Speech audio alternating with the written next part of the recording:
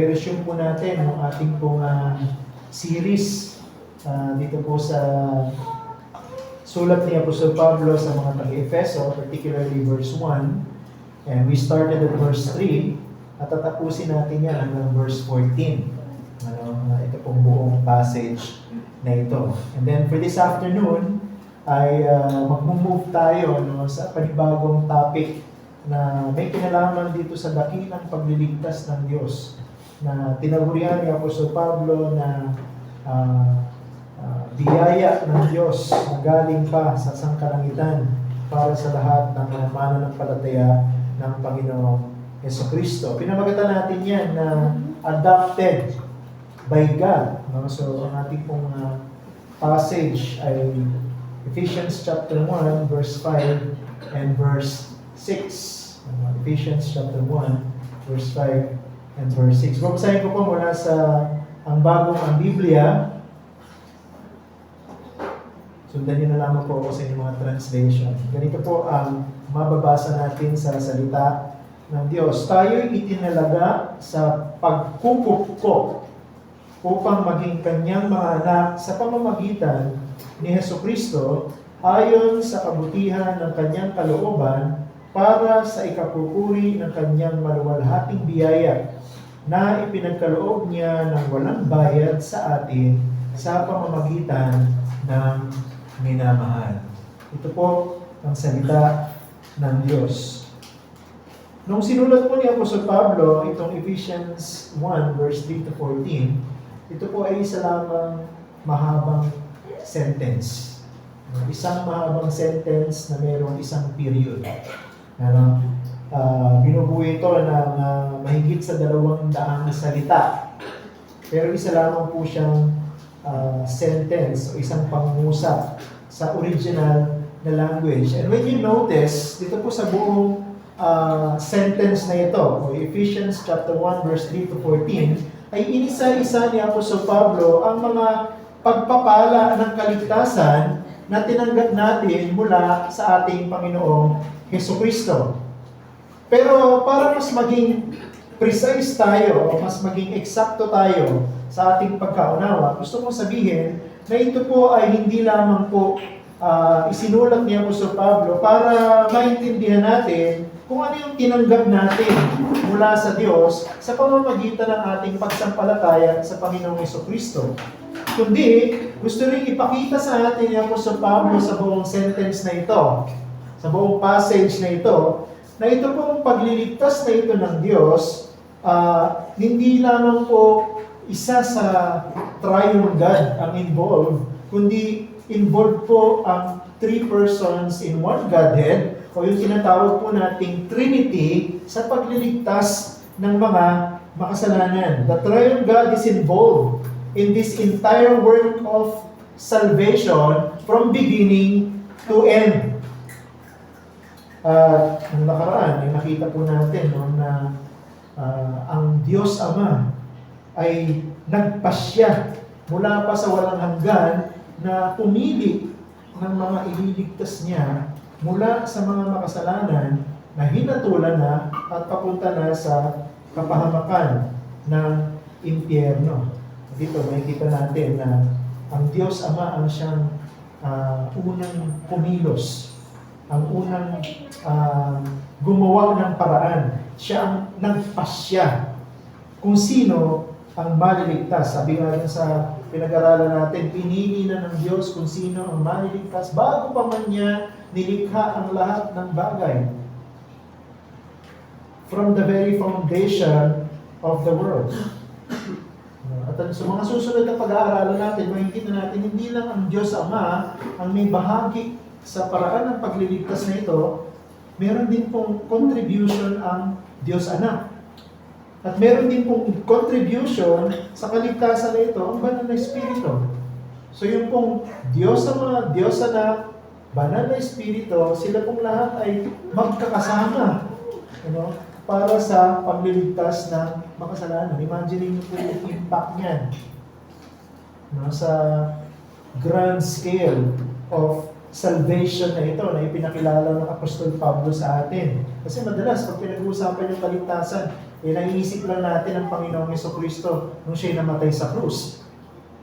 Pero hindi natin alam, from the very beginning until the last, concerning the salvation, involve ang Father, dahil siya ang nagplano ng kaligtasan na ito, siya ang unang humakbang, siya ang unang nag-initiate, siya ang pumili, no? At then, makikita rin natin, involved din ang God the Son, sapagkat ang anak ng Diyos na ito, ang siyang nag-execute ng plano ng pagliligtas. At makikita rin natin sa huli, no, na ang banal na Espiritu, involved din siya sa kaligtasan na ito. Bakit? Sapagkat ang banal na Espiritu ang nagbibigay ng garantiya o katiyakan sa mga iniligtas ng Diyos. Yan, makikita natin yung kagandahan ng pagliligtas ng Diyos. Kaya itong kaligtasan na ito, hindi lang siya dakila. Ang kaligtasan na ito ay tiyak. Bakit? Kung involve ang Father and Son and Holy Spirit sa pagliligtas ng mga makasalanan, what can be more stable than that? What can be more strong than that? Diba? Wala na.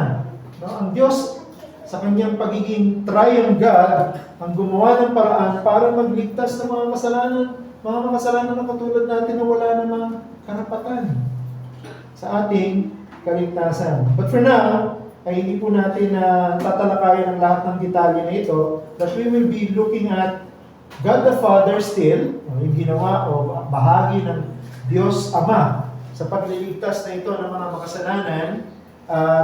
Titingnan natin yung isa pa niyang initiative when it comes to this great salvation. So aside from God's election, there is also another blessing of this salvation, which is called adoption into the family of God. Sa Tagalog, yung ginamit na salita, pagkupko sa pamilya ng Diyos. Pero ang pinaka-eksaktong Tagalog na salita dyan ay pag-aampon ng Diyos. Okay? Gusto ko i-summarize yung ating preaching this afternoon sa ganitong pamamaraan. God the Father intended that those whom He has chosen to be saved will be included into His own family as adopted children for His own purpose and by His own way. Ang Diyos Ama, ang siyang nagdesisyon, nagpasya na ang lahat ng kanyang mga pinili upang maligtas ay maisasama sa pamilya ng Diyos sa pamamagitan ng pagkukupkop o pag-aampon bilang mga anak sa pamamagitan ng kanyang sariling pamamaraan, layunin, at sa pamamagitan ng kanyang ibinigay na eksaktong solusyon. Dalawang bagay po yung gusto kong tingnan natin dito. Una, adoption and its foundation. Pangalawa, adoption and its intention. So, yung dalawang major point po natin sa ating pag-aaral ngayong hapon. So, let's look at the first one, adoption and its foundation. Yung pong salitang adoption o pag-aampon, halos laging negatibo ang ibig sabihin, diba? Lalo na sa ating mga Pilipino. Bakit kaya? Bakit kaya hindi popular sa atin yung salitang ampon o pag-aampon? Palagay ko, ang isa sa mga dahilan, kasi ang mga Pilipino ay madaling mahubog ng kanilang mga pinanonood ng mga drama, mga pelikula. Madalas kasi, ang mga inampun na mga anak sa mga pelikula, sa mga drama, ay laging inaapi. Laging kawawa. Laging walang karapatan. No? Laging binubugbog. No? Laging inaapi. Yan ang laging representation ng mga ampun na anak sa mga pelikula at dramang Pilipino. Kaya ito, maraming mga Pilipino, ayaw nila yung salitang ampun. Para sa kanila negative yung salitang ampun. Pero, pag pinag-usapan po natin ang salitang pag-aampon o pagkukupkop sa Biblia, ito po ay isang napaka-espesyal na salita. Inilalarawan po sa pamamagitan ng salita nito na pag-aampon o pagkukupkop ang pribilehiyo na bunga ng ating pong kaligtasan na ginawa ng Diyos. Noong nakaraan, natutunan natin ang isa sa mga dakilang biyaya ng pagliligtas ng Diyos ay yung kanyang pagpili o yung tinatawag na election of God. Bakit nga ba ang Diyos ay pumili ng mga makasalanan para iligtas? Ano nga bang tanong? Ano nga bang sagot sa tanong na yun? Bakit ang Diyos pumili siya ng mga makasalanan para iligtas? Bakit hindi niya na lang iniligtas lahat? Bakit pumili ko siya ng iilan para maligtas? Ang simpleng sagot po natin, dahil ang lahat po ng mga makasalanan sa harapan ng Diyos ay hinatulan na, ang ibig sabihin, ang lahat ng mga makasalanan sa mundo na ito, nabuhay noon, nabubuhay ngayon, at mabubuhay sa darating na mga henerasyon, lahat po sila ay papunta sa impyerno. Lahat po tayo ay papunta sa impyerno. Pero ang Diyos, mula sa kayamanan ng kanyang pagiging maawain at mabiyaya, nagpasya siya na magligtas. At dahil nagpasya ang Diyos na magligtas mula sa mga makasalanan papunta sa impyerno, kailangan niyang pumili. Yun ang simpleng sagot na pwede nating ibigay mula din po sa mga turo sa atin sa Biblia. Dahil ang lahat naman ng mga makasalanan na nagbuhat sa lipi ni Adan, ng unang Adan, hinatulan na at dapat parusahan sa impyerno, nagpasya pa rin ng Diyos na magligtas mula sa mga papunta sa impyerno. Kaya kailangan ng Diyos pumili. Pero dito, mapapansin niyo sa mga talata po na ating pinapansin, nagdagdag si Apostol Pablo ng isa pang dahilan. No, para itong hagdan na habang humahakbang ka, kung pataas ng pataas yung level.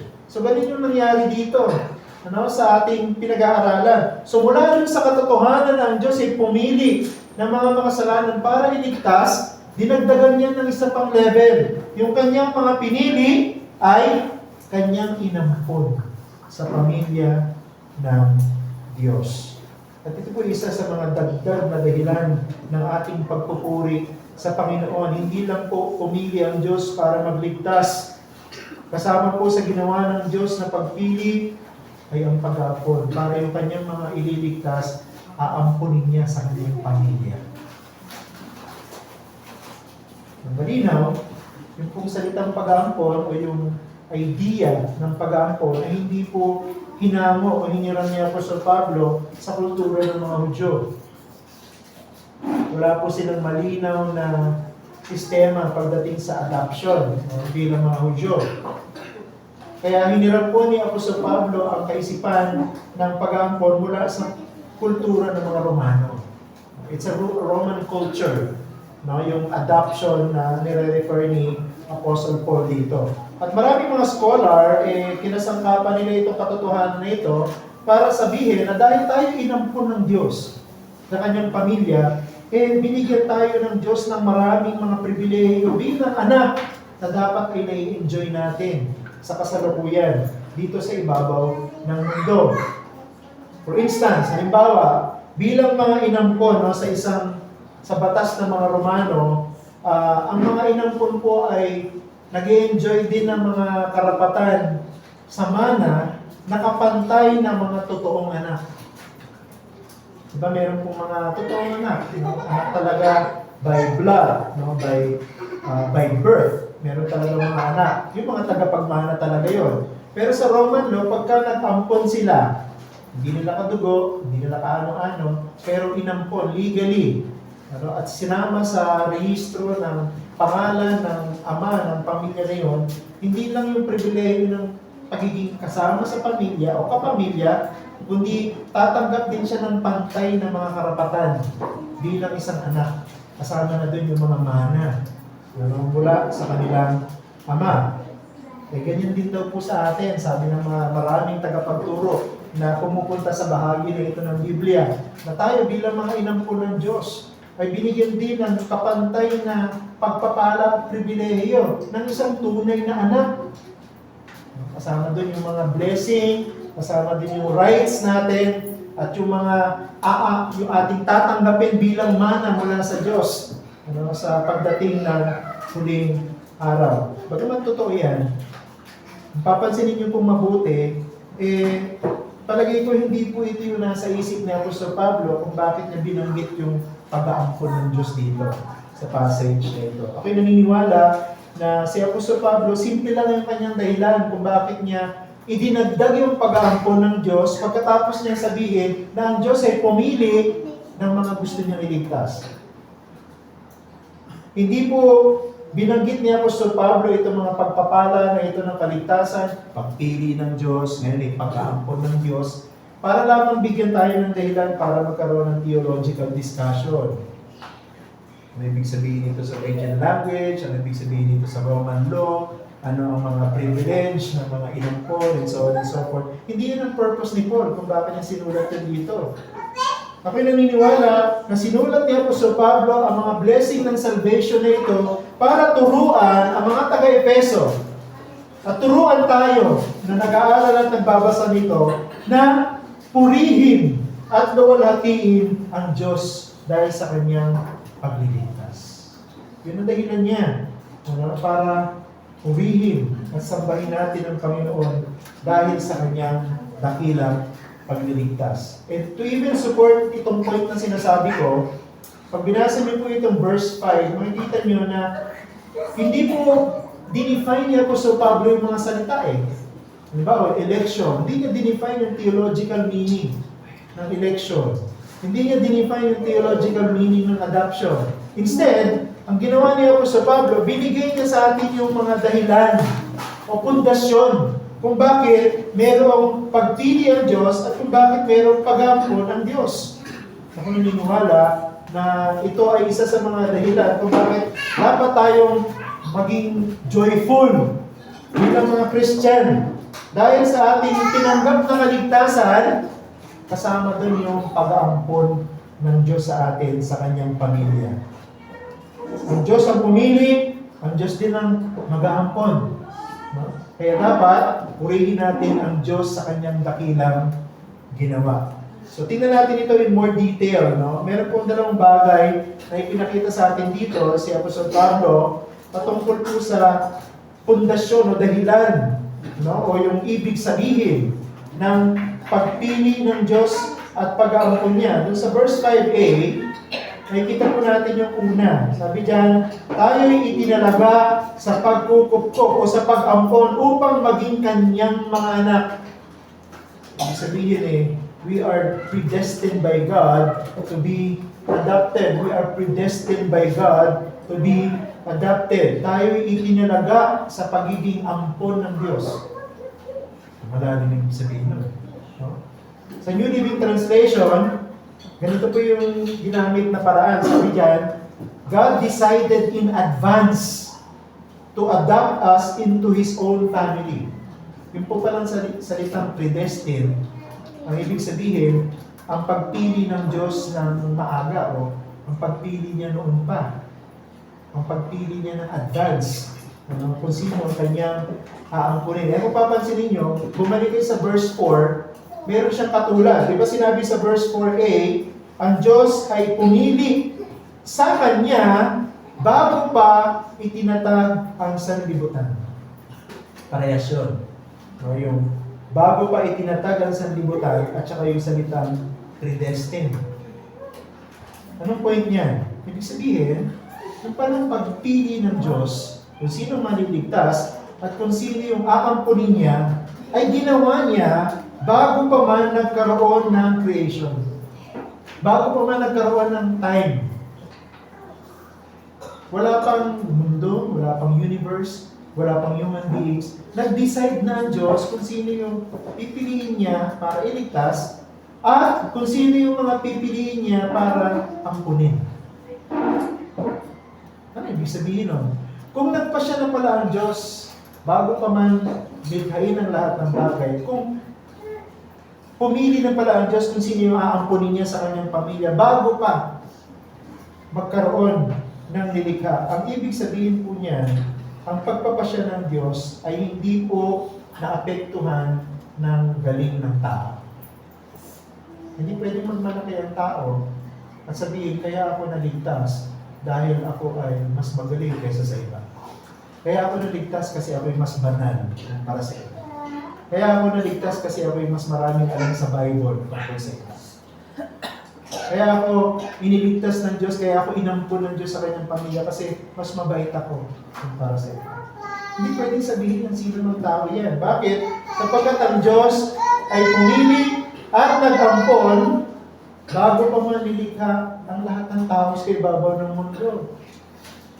Ang Diyos ay nagpasya kung sino ililigtas at ang Diyos ay nagpasya kung sino ang ampunin dahil sa kanyang sarili at para sa kanyang sarili lamang.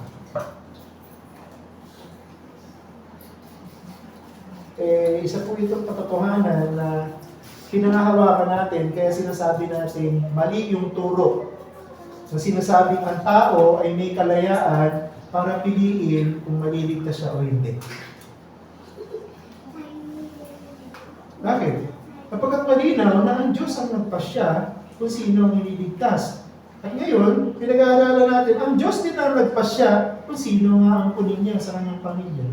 Kung nasan doon yung pagmamalaki ng tao na meron akong ambag sa aking kaligtasan. Ako ang nagpasya ng aking kaligtasan. Ako ang pumili kay Jesus para ako ay maligtas. Wala. Wala po tayong pwedeng ipagmalaki. Kung meron man dapat na maging epekto sa atin ang katotohanan na ito, na ang pagliligtas ng Diyos, ang pagpili ng Diyos, ang pag-ampon ng Diyos, ay dahil sa kanyang sarili at para sa kanyang sarili, dapat natin siyang purihin.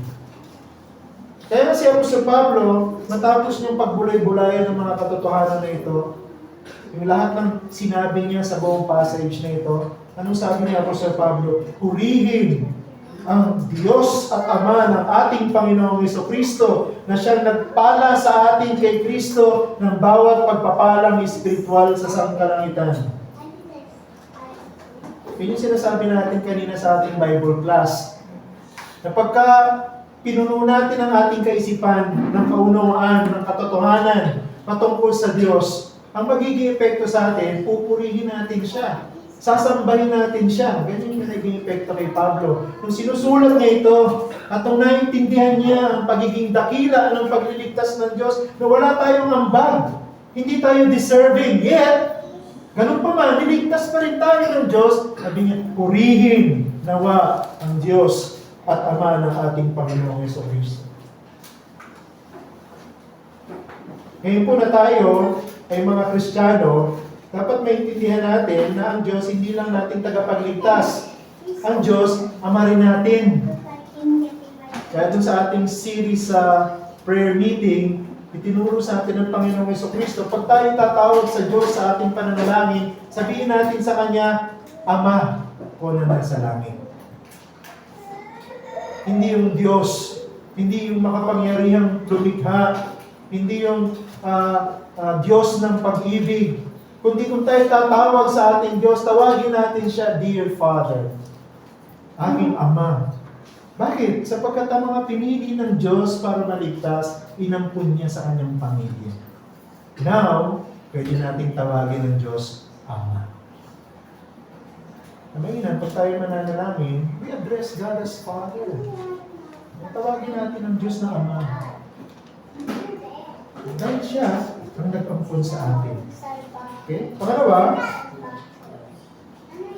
we are adopted by God through Jesus Christ. So, hindi lang natin destined by God to be adopted, but we are adopted by God through Jesus Christ. Ano sabi dito sa verse 5 pa rin? Tayo itinalaga sa pagkukup sa pamamagitan ni Jesucristo. Sa pamamagitan ni Jesucristo. Jesus Christ is the only mediator between God and man. 1 Timothy chapter 2 verse 5. Nag-iisa lang ang tagapamagitan sa pagitan ng Diyos at ng tao. Yun ay ang Diyos na taong si Jesucristo. Siya lamang. Ang ibig sabihin niyan, tayo po ay niligtas sa pamamagitan ni Jesucristo. Ang kanyang persona, ang kanyang ginawa, doon sa krus ng Kalbaryo ang dahilan para tayo mapawalang sala. Para yung galit ng Diyos ay maalis sa atin. Para tayo maipagkasundo sa Diyos. Para tayo magkaroon ng kapayapaan sa Diyos. Bilang huling Adan, ang Panginoong Jesucristo ang nagpasaya sa batas ng Diyos. Inalis ng Panginoong Jesucristo sa pamamagitan ng kanyang ginawa ang galit ng Diyos. Kaya hindi na tayo kaaway ng Diyos ngayon. Pero ibig din sabihin nito, hindi lang tayo niligtas sa pamamagitan ni Jesucristo, tayo din ay anak na ng Diyos sa pamamagitan ni Jesucristo. Ang ginawa ng Panginoon na pagtubo sa atin, ang nagbigay sa atin ng karapatan na maging anak ng Diyos. Hindi natin pinagpasyahan na maging anak ng Diyos. Hindi tayo ang nagpasya na tayo ngayon ay anak na ng Diyos. Ang Diyos na nagpasya kung sino kanya magiging anak. Ano sabi dun sa John chapter 1 verse 12, kung sino mang nanampalataya sa Panginoong Jesucristo, binigyan ng karapatang maging anak ng Diyos. Binigyan lang tayo ng karapatan. Hindi natin yan binayaran. Hindi natin yan inangkin. Hindi po yan reward sa ating galing. Yan ay biyaya at kaloob ng Diyos sa atin. Galatia chapter 4, verse 4 and 5. Subalit nang dumating ang ganap na kapanahunan, isinugo ng Diyos ang kanyang anak na ipinanganak ng isang babae at ipinanganak sa ilalim ng kautusan upang tubusin ang mga nasa ilalim ng kautusan upang matanggap natin ang pagkukupkop bilang mga anak. Yun yung isa sa mga dahilan kung bakit ang Panginoong Jesucristo nagkatawang tao. Para palayain tayo, tubusin tayo, at pagkatapos, tayo ay bigyan ng karapatan na maging anak ng Diyos, kupkupin, ampunin. So bilang mga makasalanan, tayo po ay inampon sa pamamagitan ng anak ng Diyos. Tayo naging anak ng Diyos, ganito, tayo po ay naging anak ng Diyos dahil sa anak ng Diyos. Kung tayo po inaligtas dahil sa ating pagsampalataya kay Jesucristo, tayo din po ay naging anak ng Diyos dahil sa ating pagsampalataya sa Panginoong Jesucristo. So, kambal-kambal na biyaya. Diba? Patong-patong na biyaya. Hindi ka lang pinili ng Diyos, kaya ka naligtas, ikaw din ay inampun ng Diyos, kaya ngayon, kabilang ka na sa kanyang pamilya, hindi ka na outsider, hindi ka na foreigner, kundi ikaw ay anak na ng Diyos. Imagine the blessing pagka naligtas ka. Imagine the blessing pagka ikaw ay naging Christian. Patong-patong na pagpapala. At ito'y dahil sa Panginoong Jesucristo. Now let's go to our second major point, adoption and its intention. Adoption and its intention. Isa pa sa mga dahilan kung bakit ipinipilit ko na ang dahilan ni Apostol Pablo kaya niya inisa-isa itong mga pagpapala na ito ng paligtasan ay hindi upang magkaroon tayo ng theological debate o discussion, kundi worship ay yung intensyon ng Diyos kung bakit siya nag-ampon ng mga makasalanan sa kanyang pamilya. Bagaman si Pablo, inisa-isa niya dito yung mga blessing ng salvation, hindi niya diniscuss yung mga detalye. Instead, nag-focus si Apostol Pablo sa Diyos. At siya ang tanging dahilan. At siya ang pinagmulan ng lahat ng pagpapala na ito. Again, pinag-aralan natin sa ating Bible class.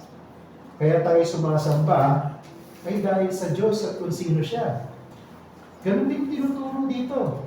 No? Kaya merong pagpili ng maliligtas, kaya merong pag-aampon sa pamilya ng Diyos, ay dahil sa Diyos.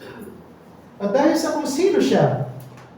Siya ang reason, siya ang source ng lahat ng blessing na ito. Obviously, si Apostol Pablo, gusto niya na itanghal ang kabutihan ng Diyos na ito. Gusto niya itanghal ang pagiging karapat-dapat ng Diyos na ito. Kaya dapat natin siyang purihin. Diba sinimulan niya sa verse 3, purihin nawa ang Diyos at Ama ng ating Panginoong Jesucristo. And then inisa-isa niya yung dahilan kung bakit dapat purihin ng Diyos. Una, dahil pinili niya ang mga maliligtas. Pangalawa, dahil inampun niya yung kanyang mga pinili. Mas mahalaga yung kung sino ang Diyos at sa kanyang ginawa kaysa dun sa tinanggap natin. Madalas kasi, diba, focus natin yung tinanggap ko, ang akin. Kaya nagiging epekto sa atin, nagiging entitled tayo. Tayo ang importante, tayo magaling. yung tinanggap ko, yung nasa akin. Pero dito, sinasabi niya po Sir Pablo, kung meron man tayong dapat i-focus, ay kung sino yung Diyos na nag-bless sa atin.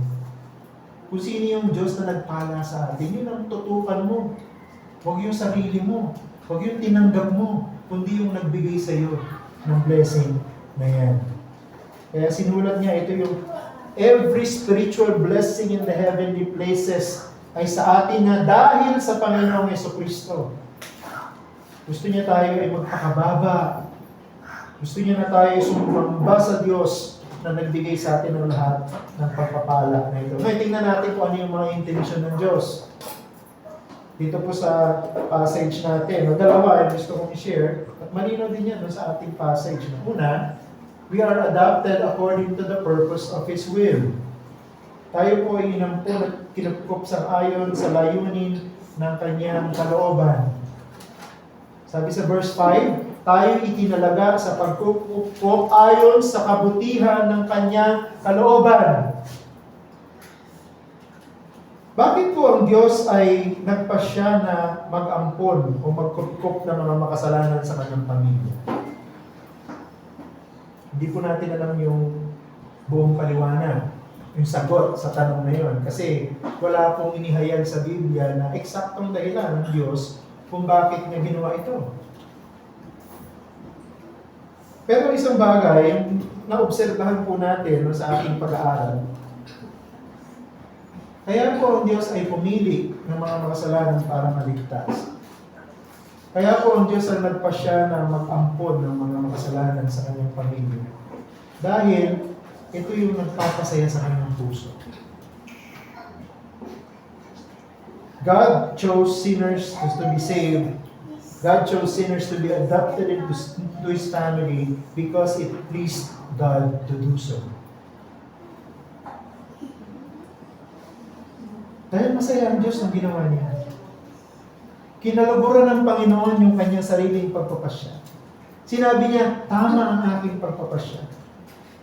Natuwa ang Diyos sa kanyang pagpapasya. Palagay ko wala na tayong dapat hanapin pang ibang dahilan, ibang paliwanag, maliban dyan.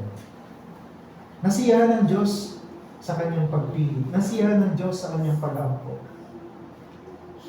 Sapat na yun para sa atin. At sapat na yun para sa atin para hindi matapos ang pagpupuri natin at pagluwalhati sa Diyos na ito. Dahil ikinasaya ng kanyang puso na piliin tayo para maligtas. At ikinasaya ng kanyang puso na ampunin tayo sa kanyang pamilya. Walang nag-udyok sa Diyos na gawin niya yan. Walang nagpilit sa Diyos na gawin niya yan. Kusa niyang ginawa at masaya siya nung ginawa niya.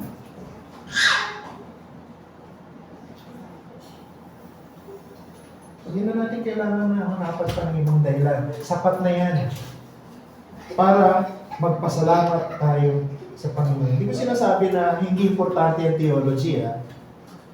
Hindi po isipin na sinasabi ko, hindi importante ang theology. Importante po ang theology. Importante ang tamang doctrine. Kaya sa pamamagitan nito, natututunan natin kung sino ang Diyos. Ang pinaka-best example niya, walang iba kundi ang Panginoong Jesucristo. Nung siya po ay nandito sa ibabaw ng mundo, nag-aaral siya ng Bible. Ito, pansinin niyo, ang Panginoong Jesucristo, nung nandito siya sa mundo, bagamat siya Diyos na nagkatawang tao, hindi po siya yung, di ba maraming tao na dahil alam niya na hindi na siya nagpe-prepare, dahil alam niya na hindi na siya nagbabasa, alam niya na eh. Galing na nga siya sa langit, pumunta siya sa lupa eh. So alam niya na, nakasulat sa Bible. Pero ang Panginoon, pag binasa niyo sa New Testament, nag-aral siya ng Biblia. Minemorize niya ang Biblia. At dahil ang Panginoong Jesucristo, inaral niya ang salita ng Diyos, mas lalo niya nakilala kung sino ang kanyang Ama. Mas lalo niya nakilala kung ano yung plano ng Ama niya para sa kanya. At dahil dito, lalo niyang inibig ang Ama. Dahil dito, lalo niyang sinunod ang Ama. Lalo niyang pinakilala ang Ama sa mundo na ito. Yun ang dapat na pattern para sa atin. Habang nakikilala natin ang kalooban ng Diyos, habang nakikilala natin ang kagustuhan ng Diyos, dapat lalo natin iniibig ang Diyos. Paano ba natin makikilala ang Diyos? Sa pamamagitan ng Bible. Kaya importante yung pag-aralan ng Bible. Bakit? Sa pamamagitan nito, mas lalo natin nakikilala ang Ama, at dahil lalo natin nakikilala ang Ama, lalo natin siyang gustong ibigin, at lalo natin siyang gustong paglingkuran. Gusto ng Panginoon ma-appreciate natin ang kanyang ginawang pagpapasya. At ang pagpapakita natin ng appreciation sa Kanya, hindi sa pamamagitan ng salita, kundi sa pamamagitan ng pagiging faithful sa Kanya, pagiging obedient sa Kanya, and pagiging loving sa Kanya. Yun ang dapat proper response ng mga Christian. Habang naiintindihan mo yung doktrina, habang nakikilala mo ang Diyos, dapat alam mo siyang minamahal, sinusunod, at tapat na pinaglilingkuran. Pangalawa, huli, adopted for the glory of His grace. Nandito niya sa verse 6, no? Tayo itinalaga, mula sa verse 5, sa pagkukupkop upang maging kanyang mga anak, and then go to verse 6, para sa ikapupuri ng kanyang maluwalhating biyaya. Ano sabi sa atin sa 1 Corinthians 10:31? Kaya kung kayo man ay kumakain, umiinom o anuman ang inyong ginagawa, gawin ninyo ang lahat sa ikaluluwalhati ng Diyos. Ano ibig sabihin yan? Ibig sabihin ito, ang lahat ng kung ano tayo, kung sino tayo, at ang lahat ng meron tayo, lahat ng ginagawa natin, dapat para sa layunin ng pagluwalhati sa Diyos. Parang ang Diyos naman self-centered ng Diyos. Parang ang damat naman ng Diyos, gusto niya sa Kanya lahat. Lahat ng ginagawa natin, lahat ng kung sino tayo, kaisipan natin, damdamin natin, katawan natin, bibigay natin sa Kanya. Ano sagot natin doon? Dapat lang. Dapat lang. Anong sinabi niya po sa Pablo? Dahil ang Diyos na ito ay kusang nagpasya na piliin tayo upang maligtas, at kusang nagpasya at masaya siya sa kanyang pagpapasya na tayo ampunin sa kanyang pamilya. Kaya nararapat lang na lahat ng kung sino tayo, lahat ng meron tayo, lahat ng ginagawa natin ay para sa layunin ng kaluwalhatian at pagtaas natin sa pangalan ng Diyos.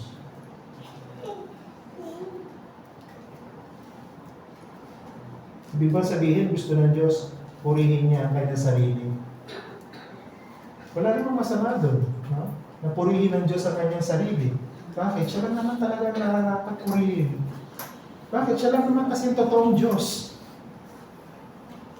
Diba, sabi sa Biblia, ang Diyos, hindi niya binabahagi ang kanyang kaluwalhatian sa iba. At namumuhi siya. Pagka inililipat natin ang kaluwalhatian na para sa kanya sa iba, halimbawa sa Diyos-Diyosan. Diba sabi niya, ako ay Diyos na seloso, naninibugbo.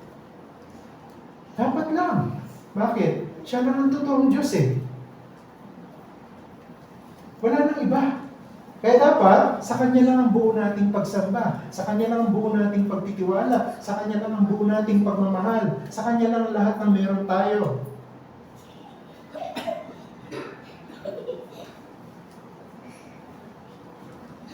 Every provision and every detail of salvation are accomplished by God before creation.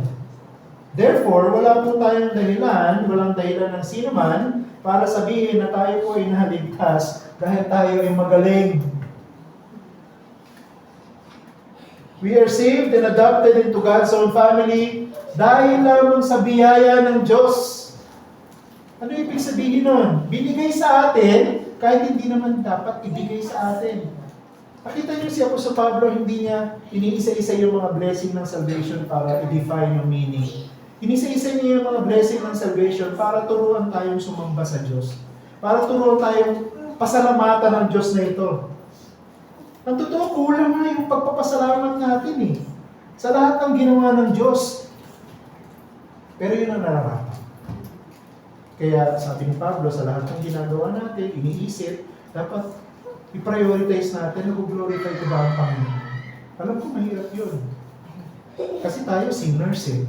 Minsan nananaig sa atin yung itong gusto ko, para sa akin ito. Minsan, nare-realize na lang natin, hindi na nag-glorify yung Panginoon. Nag-glorify yung sarili ko. Pero hindi nag-glorify yung Panginoon.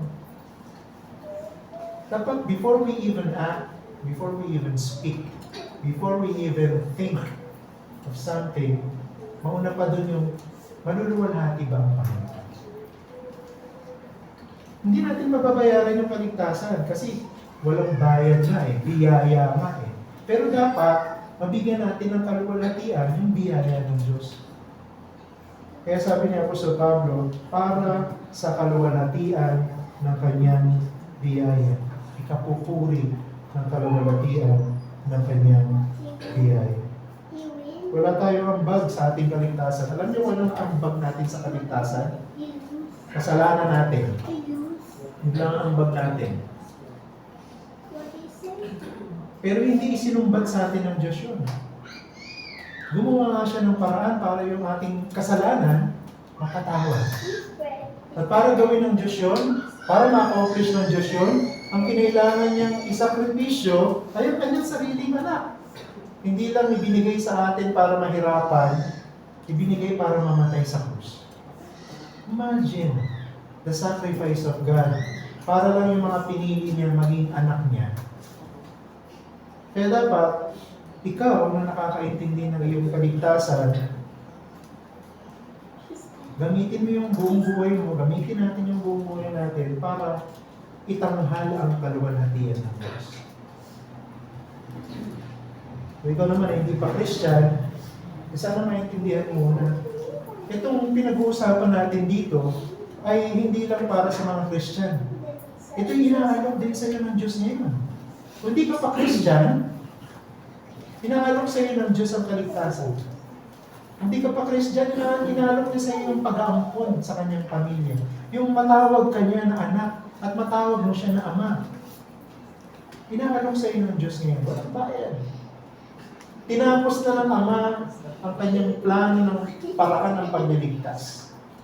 So, susunod na sa atin, Lord willing, pag-uusapan naman natin yung ginawa ng anak na hakbang para yung plano ng Diyos ng pagliligtas, maisakatuparan niya sa kasaysayan ng tao.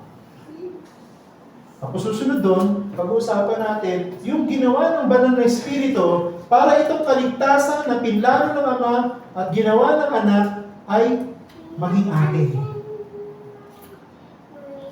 Inaalok sa atin yan ng Panginoon. Simple lang ang kanyang utos sa mga hindi mananampalataya.